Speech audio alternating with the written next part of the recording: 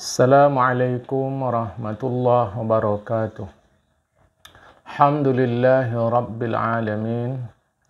Wabihi nasta'in ala umuri dunya waddin. Wassalatu wassalamu ala ashrafil anbiya wal mursalin. Habibina wa maulana Muhammadin wa ala alihi wa sahbihi ajma'in. Man yahdillah fala mudhillalah wa man yudlil fala hadiyalah. Kita lanjutkan membaca tafsir Al-Wajiz karya Al-Ustaz Ad-Duktur Wahbah Az-Zuhaili, surah Al-Baqarah, surah kedua ayat ke-81. Bismillahirrahmanirrahim. Bala ma kasaba sayyi'atan hatat bihi khati'atuhu faulaika ashabun nar hum fiha khalidun. Bahkan siapa saja yang berbuat buruk sehingga keburukan itu menguasai dirinya, merekalah pengisi neraka, mereka kekal di dalamnya. Ayat ini seakan-akan atau memberi kesan, memberi hikmah pelajaran bagi kita untuk membantah klaim Bani Israel yang di antara mereka itu melakukan tahrif, perombaan terhadap isi kitab Taurat. Jadi mereka katakan kalaupun masuk ke dalam neraka paling selama mereka itu menyembah anak sapi. Klaim itu disampaikan oleh anak turunan mereka yang menjadi mitra dakwah Rasulullah Muhammad sallallahu alaihi wasallam. Maka ayat ke-81 menjelaskan bahkan siapa yang berbuat jahat dan ahatat, kejahatannya itu menguasai diri dia, merekalah pengisi neraka, mereka kekal di dalamnya. Jadi bukan berdasarkan klaim, bukan berdasarkan keberpihakan terhadap apapun, melainkan terhadap kebenaran. Jadi siapapun orangnya, apapun statusnya, kalau dia buat kejahatan, apalagi kejahatan itu menguasai dirinya sehingga dia tidak bertobat, merekalah pengisi neraka, kekal di dalamnya. Laisal amru kama za'amtum ayyuhal yahudu. Bukanlah persoalan masuk ke dalam neraka atau ke dalam surga itu seperti za'amtum, klaim kalian, wahai orang Yahudi. Bal sayadkhulun nara kullu man kaffara billahi wa kazzaba rusulah. Bahkan akan masuk ke dalam neraka kullu man, siapa saja, kaffara billah, yang kufur terhadap Allah Ta'ala, wa kazzaba rusulah, dan mendustai para rasulnya, bukan mendustai Rasulullah Muhammad sallallahu alaihi wasallam saja. Siapapun di antara para rasul itu didustai, itu masuk ke dalam neraka. Wa kullu man asyraka, dan siapa saja yang menyekutukan Allah, wartakaba khati'atan, dan mereka atau siapapun orang tadi yang melakukan kesalahan. Kesalahan bukan dosa. Tentu yang dimaksud dengan kesalahan di sini, kesalahan belum tentu dosa. Tapi tentu yang dimaksud dengan khati'ah, kesalahan di dalam tafsir yang dimaksud oleh Ustaz Wahbah. Begitu juga yang tertulis di ayat tadi, wahatat bihi khati'ah, itu tentu maksudnya adalah dosa. Dan dia berbuat dosa, masalahnya walam yatub minha, tidak taubat. Bahkan wa ahatat bihi sayyi'atuhu, kejahatan itu menguasai dirinya. wa mata ala kufrihi, mati dalam keadaan kufurnya. Jadi jangan dipotong-potong ya. Mati dalam keadaan kufurnya. Itulah maknanya dia tidak taubat. Maka sudah tentu fahum ahlun nar, merekalah pengisi neraka. Makisuna fiha ilal abadi, mereka tetap di dalam neraka itu abadi, selama-lamanya. Nah, muqabil ayat ini, sandingan ayat ini ada tadi ayat 80, ayat 81 menolak klaim mereka di ayat 80. Sekarang sandingan ayat 81 ada pada ayat 82. Wallazina amanu wa amilus solihati ulaika ashabul jannati hum fiha khalidun. Dan orang-orang yang mereka beriman, kuncinya iman dulu. Wa amilus solihati, dan berbuat perbuatan solihat yang mencerahkan, yang mendamaikan, yang menenangkan jiwa. Merekalah pengisi surga, pengisi taman-taman itu. Mereka pun pula khalidun, kekal di dalamnya. Wallazina amanu billahi, dan orang-orang yang mereka mengimani, meyakini Allah Ta'ala. Wasaddaqu birisalati rasulihi, dan membenarkan risalah ajaran yang dibawa oleh utusannya. Ya sudah tentu. Mengimani Allah sudah tentu membenarkan utusan Allah. Wa amilul a'mal as-salihata allati amarallahu biha, dan melakukan perbuatan-perbuatan salih. Bertindak dengan tindakan-tindakan yang suluh obor. Jadi amilus salihat, perbuatan yang sifatnya seperti obor. Obor itu menerangi gelap menjadi terang, sehingga hati gelisah menjadi tenang, tak tahu jalan menjadi terang. Amal salih, amal yang buat tenang, yang buat terang, yang buat damai. Mereka melakukan perbuatan-perbuatan yang suluh, yang itu diperintahkan Allah. Hum ahlul jannah, merekalah pengisi taman itu. Muqimuna fiha, mereka berada tinggal di dalamnya, adat dawami, selama-lamanya. Jadi bagaimana supaya kita tidak seperti ayat 81? Lihat saja ayat 82. Mudah. Amanu wa amilus salihat. Amilus salihat itu dalam rangka amanu. Jadi bukan semau-mau kita. Di ayat 83 Allah bukakan lagi. Ya, Allah bukakan, Allah uraikan di antara amilus salihat itu. Wa is akhasna mitsaqa bani Israila ila akhiri ma qala Allah subhanahu wa ta'ala. Ingatlah ketika kami mengambil janji kepada Bani Israel. Apa itu? La ta'buduna illallah. Janganlah kalian mengabdi kecuali hanya kepada Allah. Wabil walidaini ihsana. Berbuat ihsan, kebajikan kepada kedua orang tua. Wadil kurba, begitu juga berbuat ihsan, kebajikan kepada saudara, karib kerabat. Wal yatama, anak-anak yatim. Wal masakini, dan orang-orang miskin.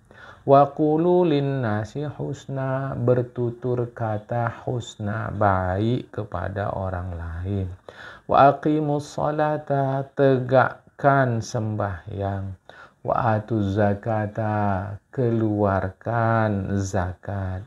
Tetapi itulah, summa tawallaitum, kemudian kalian berpaling, illa qalilan, kecuali segelintir orang, minkum, dari kalian.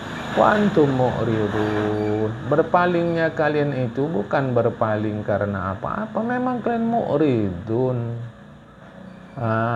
Mu'ridun itu balik badan, balik badan, menentang, mu'ridun. Jadi kalian berpaling itu, balik badan itu bukan karena mau balik badan, tapi karena mu'ridun, menentang. Ya, menentang. Lihat apa yang diuraikan oleh Ustaz Wahbah. Wadhkur ayyuhar rasulu. Sebutlah, ingatlah wahai Rasul Muhammad sallallahu alaihi wasallam. Wadhkur. Ingatlah, maksudnya ingatlah, ingatkanlah.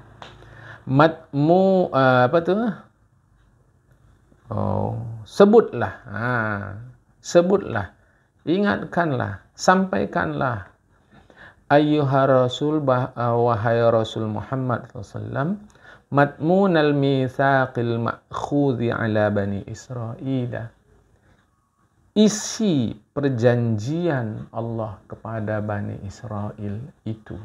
Sebutkan, sampaikan, ceritakan.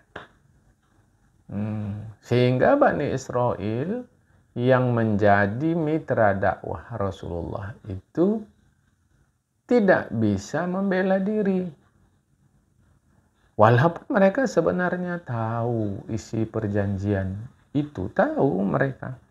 Tetapi dengan disebut Rasulullah, kan aku udah ingatkan kalian. Macam mana kalian lupa lagi? Kira-kira begitu. Jadi ada alasan Rasulullah untuk menjelaskan kepada mereka bahwa mereka tak punya alasan lagi. Rasulullah punya alasan bahwa mereka tak bisa lagi mengelak diri, bahwa mereka tak bisa lagi menghindar, yaitu bahwa ifradullahi bil ibadah, yaitu mengabdi hanya kepada Allah, murni, tak boleh campur-campur. Wal ihsan, dan berbuat ihsan, berbuat kebajikan. Ilal walidaini, kepada kedua orang tua. Bil mu'asyarati bil ma'rufi wat tawadhu'i lahuma wa imtisali amrihima. Dengan mu'asyarah, bergaul, berinteraksi bil ma'ruf, secara baik. Tawadhu', rendah hati.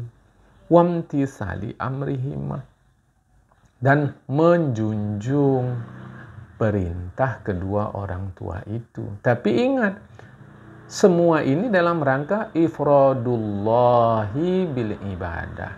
Sehingga akibatnya, apabila muasyarah dengan orang tua itu membuat anak keluar dari ifradullahi bil ibadah, maka tak boleh dipatuhi.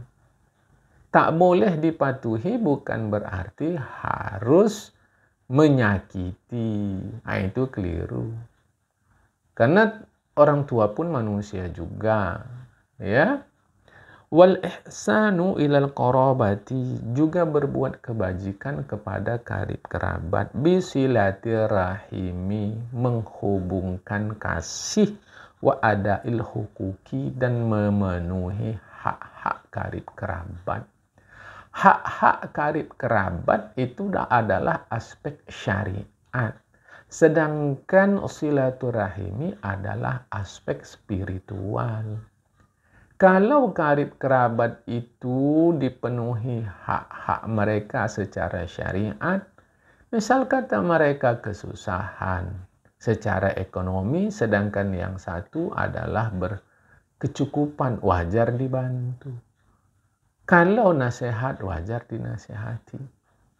Itu aspek syariat. Adapun aspek spiritual, aspek jiwa, itu silaturahim, hubung kasih sayang. Ya. Wal ihsanu ilal aitami alladzina faqadu abahum fi shighari qabla al-bulughi. Yaitu berbuat ihsan juga kepada anak-anak yatim yang kehilangan ayah mereka, usia mereka sighar, masih kecil, qablal bulughi, sebelum balik. Jadi yatim apabila belum balik. Apabila sudah balik maka tidak lagi disebut yatim. Ya, kalau sudah baligh tidak lagi disebut yatim. Baligh itulah menjadi pembatas antara yatim dan sudah tidak yatim lagi. Anak-anak yang yatim ini perlu dibantu, diperhatikan, ya. Ihsan. Wa ilal masakinil ladzina laysa ladaihim ma yunfiquna ala hawaijihim, berbuat ihsan pula kepada orang miskin yang mereka tidak memiliki sesuatu untuk memenuhi keperluan, bukan kemauan. Ada kadang orang miskin ini sebenarnya kalau dibimbing ekonomi dia untuk memenuhi keperluan dia cukup. Tapi sayang, dia gunakan harta yang ada dalam miskinnya itu untuk memenuhi kemauan dia, bukan keperluan dia. Maka para ahli yang mahir dalam manajemen ekonomi keluarga perlu berbuat ihsan kepada mereka, membantu mereka mengelola keuangan yang ada agar dialokasikan untuk memenuhi keperluan, bukan kemauan. Wal qaulul hasanu linnasi bil kalimati thayyibati wal muamalatil hasanati, dan tutur kata yang baik dengan bil kalimati thayyibah, dengan diksi-diksi yang baik, wal muamalatil hasanah, interaksi yang baik. Ini prinsip, tapi dalam prakteknya bergantung kepada situasi lokalitas, situasi waktu, dan situasi komunitas. Sebab ada kosakata yang bagi komunitas masyarakat, etnis, suku, ras tertentu itu tidak baik. Tapi bagi masyarakat, etnis, suku, komunitas yang lain itu nggak ada masalah. Memang digunakan hari-hari. Namun prinsipnya adalah al-qaulul hasanu, perkataan yang baik, bil kalimati thayyibah. Jadi tutur kata yang baik dengan menggunakan diksi-diksi yang baik, wal muamalatil hasanati, dan interaksi yang baik. Bagi kita di Medan ini, dengan intonasi suara yang kuat tidak menjadi masalah dalam pergaulan. Tetapi mungkin di tempat lain tutur kata dengan intonasi yang kuat, walau perkataannya itu tidak menjadi masalah, sudah dianggap tidak sopan. Maka pergaulan yang baik pada waktu dan tempat serta masyarakat, komunitas, suku, ras tertentu tidak dapat dijadikan ukuran baik pada waktu dan tempat serta suku, masyarakat, komunitas, ras yang lain. Ini mengalami penyesuaian, adaptasi. Namun prinsipnya adalah al-qaulul hasan. Wa iqamatu sholati fi awqatiha, mengerjakan sembahyang pada waktunya. Ya, mau di awal waktu silakan. Mungkin ada sesuatu yang sulit untuk dikerjakan di awal waktu, kerjakan di tengah waktu. Nggak bisa kerjakan di ujung waktu. Mengerjakan sembahyang di awal, di tengah maupun di ujung, ini disebut tepat waktu. Selama waktunya belum keluar dari yang disediakan, itu disebut tepat waktu. Mau di awal, tentu yang terbaik di awal. Bila situasinya bagus-bagus saja, tidak ada yang mendorong pelaksanaan itu di tengah, tidak ada, maka mengerjakan di awal memanglah yang terbaik. Namun mengerjakan di tengah dengan sesuatu sebab juga disebut tepat waktu. Mengerjakan di ujung dengan suatu sebab juga disebut tepat waktu. Tanpa sebab apa-apa dia tidak kerjakan di awal, bahkan dia kerjakan di ujung, ini pun tetap disebut tepat waktu, tentu dengan mutu yang berbeda dari yang di tengah dan yang di awal. Dengan catatan tanpa ada hal-hal yang mendorong dia di tengah atau di ujung. Semua keadaan berjalan baik, tapi justru dia tunda menjadi di ujung. tentulah mutunya tidak lebih baik dari yang di tengah atau yang di awal. Namun semua ini disebut tepat waktu. Wa ita'uz zakati lil mustahikina, mengeluarkan zakat kepada yang berhak. Siapapun yang berhak keluarkan zakat. Summa sayangnya a'radtum, kalian berpaling. Bukan sekedar tawallaitum berpaling, tapi ini menentang. Ayyuhal yahudu, wahai orang Yahudi, an hadzal mitsaqi, dari memenuhi perjanjian ini. Falam ta'malu bihi illal adadul qalilu, maka tidak kalian mengerjakan perbuatan atau perjanjian ini kecuali segelintir orang minkum, di antara kalian. Ka'abdillah bin Salamin wa ashabihi alladzina Ka'abdillah bin Salamin wa ashabihi alladzina nafazul mitsaq. Seperti Abdullah bin Salam dan kawan-kawan dia, yang mereka itu nafazul mitsaq, memenuhi, melaksanakan isi perjanjian itu. Wa antum, selebihnya kalian mu'riduna, berpaling, menentang, antan fizihi, dari melaksanakannya. Mengapa? Kufron wa inadan, karena kufur dan inadan. Inadan itu menentang. Terkadang inat diartikan keras kepala, bukan dalam pengertian teguh pendirian pada kebenaran, tapi dalam penentangan. Mari kita lihat ayat yang berikutnya, yang ke-84.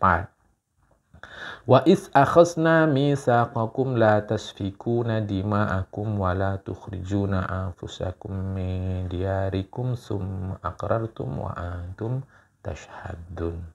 Dan ingatlah ketika kami mengambil perjanjian kalian. Apa itu la tasfikuna dima'akum? Jangan kalian menumpahkan darah kalian. Ini kan kadang orang lucu, bagaimana orang menumpahkan darahnya sendiri. Bukan itu yang dimaksud. Kalian sesama Bani Israel, mengapa saling serang? Saling menyerang sesama Bani Israel, bahasa kiasannya menumpahkan darah sendiri. Walau secara fisik, secara badan, tubuh, jasad, mereka lain dari kita. Fisik mereka, fisik dia, fisik mereka lain dari kita. Tapi karena kalian sesama Bani Israel, maka itu dipandang sebagai satu tubuh. Itu maka Allah sebut, jangan kalian tumpahkan darah kalian. Logikanya misalnya orang menumpahkan darahnya sendiri. Tetapi karena kalian satu saudara, satu Bani Israel, maka menumpahkan darah Bani Israel, walau fisiknya bukan fisik kalian, itu dipandang menumpahkan darah sendiri. Wala tukhrijuna anfusakum min diyarikum. Jangan kalian mengusir diri kalian dari tempat tinggal kalian. Diyar, dar, kadang diartikan kampung, daerah, rumah, dar. Kadang diartikan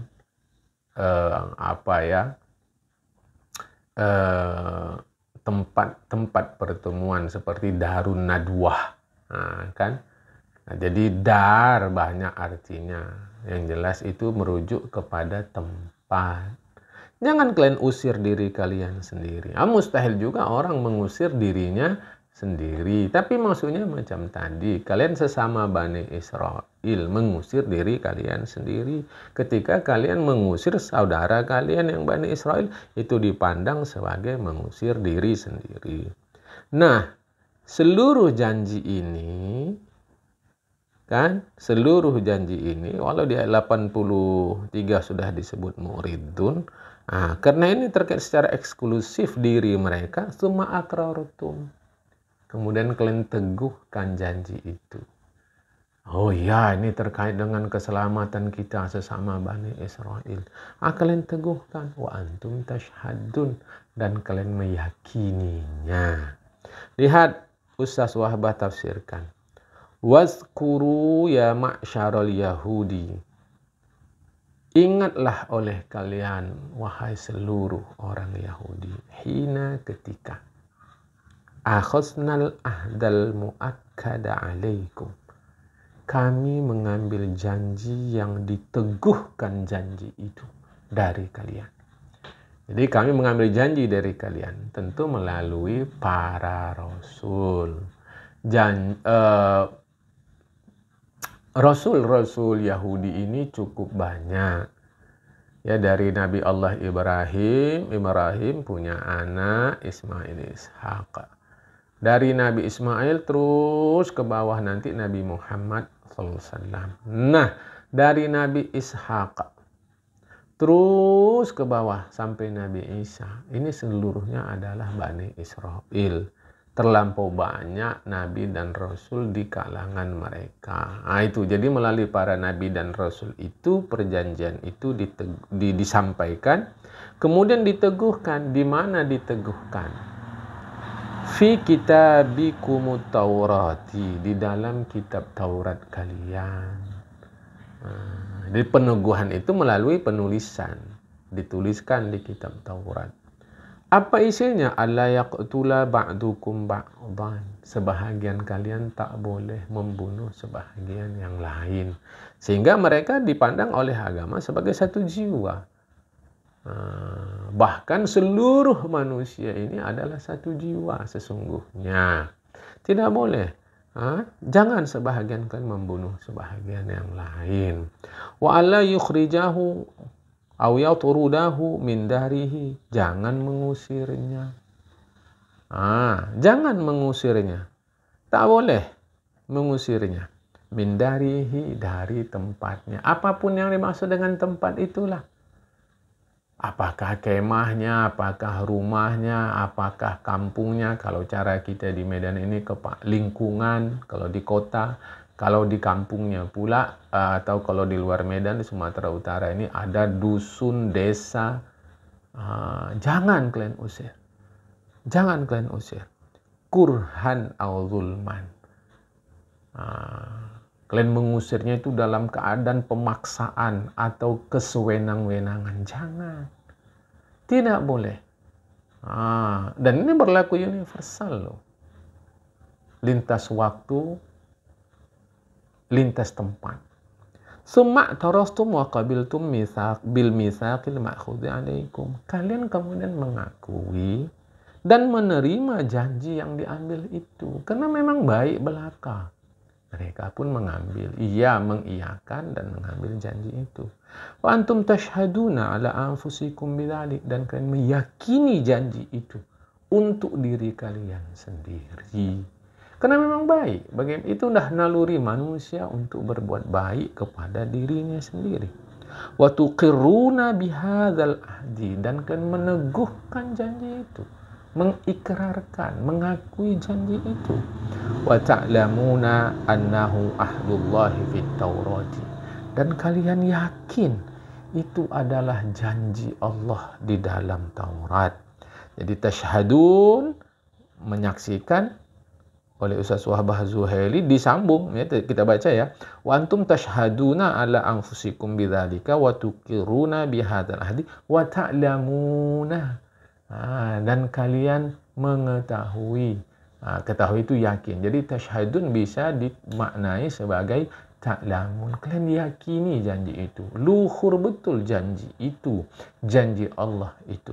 Tetapi persoalannya, apakah janji di ayat 84 itu yang tidak boleh merugikan diri sendiri? Jadi mereka, Bani Israel, walau banyak individunya, walau banyak orangnya, dipandang sebagai satu jiwa. Satu jiwa, tidak ada yang lain. Nah, persoalannya, apakah mereka memenuhi janji itu? Bahwa tidak boleh merugikan diri sendiri itu. Ingat ya, yang dimaksud diri bukan pribadi, tapi mereka, komunitas Bani Israel itu. Semua. Jadi merugikan yang lain juga merugikan diri sendiri. Jadi mereka dianggap, dipandang oleh Allah sebagai satu diri, satu jiwa. Persoalannya, adakah janji di ayat 84 itu mereka punya atau tidak? Keterangannya ada di ayat 85 yang akan kita bincangkan besok hari Sabtu. Insya Allah mudah-mudahan kita baca lagi, ada kesempatan. Hari ini sampai di sini dulu. Mohon maaf atas segala kekurangan. Terima kasih atas segala perhatian. Wallahul muwaffiq ila aqwamit thoriq. Assalamualaikum warahmatullahi wabarakatuh.